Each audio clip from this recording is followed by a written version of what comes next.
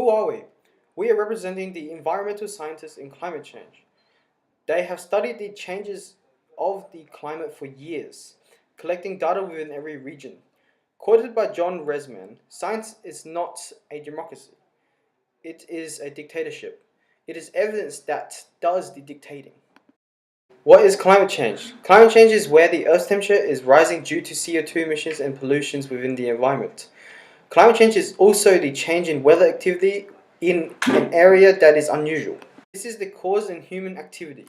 With all the coal stations and fossil fuels burnt, cutting down trees and vehicles used on the road, climate change usually takes hundreds and thousands of years to change, but the temperature can be affected by many things.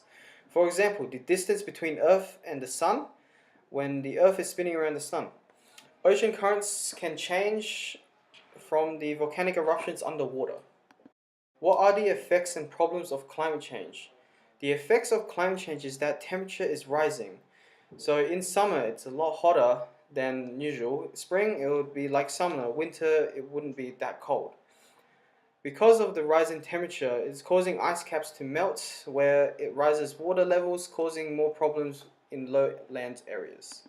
It also affects on air quality, causing global air circulation to become weaker. This affects the surface ozone layer and temperature, which pollutes regions and causes warming. This also affects the concentrated polluted environments. Wildfire is also a problem. Studies have shown from human emissions of greenhouse gases and sulfate aerosols have a warming effect within the fire seasons. This also affects the marine population.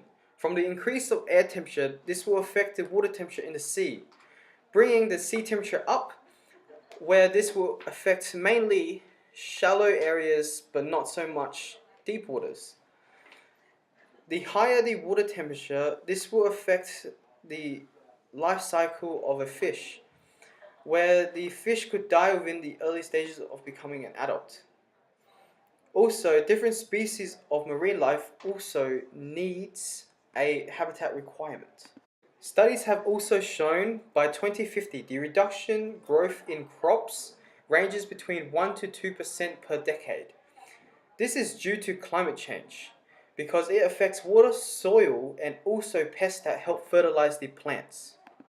For more than 40 years, scientists have expressed concern about the growing carbon concentrations in the atmosphere, which result in global climate change. There have been many different solutions to try and combat the amount of emissions that have been admitted into the atmosphere. The most common and well known are carbon trading and carbon tax, which have both been enforced throughout the world. Carbon tax, like the name says, is a tax on fossil fuels that is in use to discourage emissions and promote clean energy. Carbon trading is the method of controlling harmful carbon emissions by inputting a system to reduce emissions.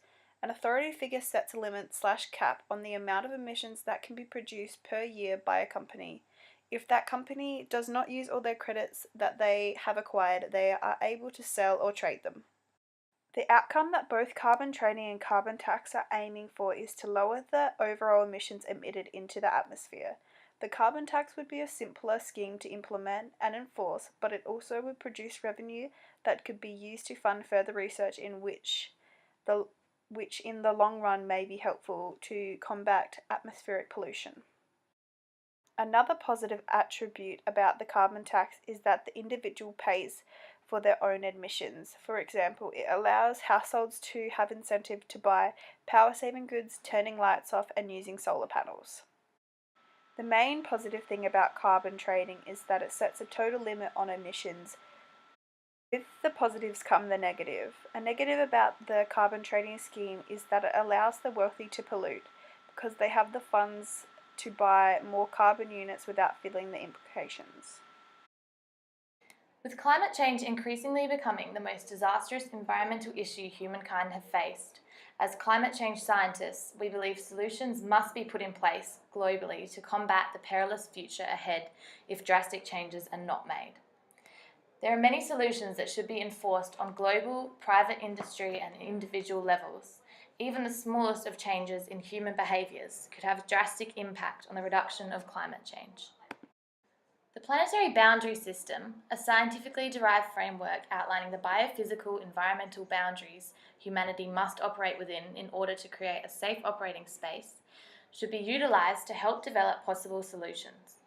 The planetary boundary system is comprised of 9 different categories, including climate change, ocean acidification, freshwater consumption, land system change, stratospheric ozone depletion, biodiversity loss and extinction, chemical pollution, nitrogen and phosphorus cycles, and atmospheric aerosol loading. For each category, scientists have determined the amount humans can safely utilise these elements before disabling the natural Earth systems and inevitably destroying the planet. 3 of these have already been crossed, one of which is climate change, meaning no amount of changes humans make now will ever reverse the effects of climate change completely. However, we still have the opportunity to stop this serious issue from getting worse in the future and to create a safe planet to live on for generations to come. Based on this system, we can develop an understanding of the changes that must be made. A solution that would greatly aid in combating climate change would be to develop a global governmental institution that provides boundaries and limitations that each country must commit to in order to create a safe operating space for humanity. Policies for restrictions on the burning of fossil fuels, water usage, electricity usage, waste, deforestation, transport and land usage should be enforced at all levels. This could make a substantial difference. However, the most powerful solution would be to vastly reduce the production of animal agriculture.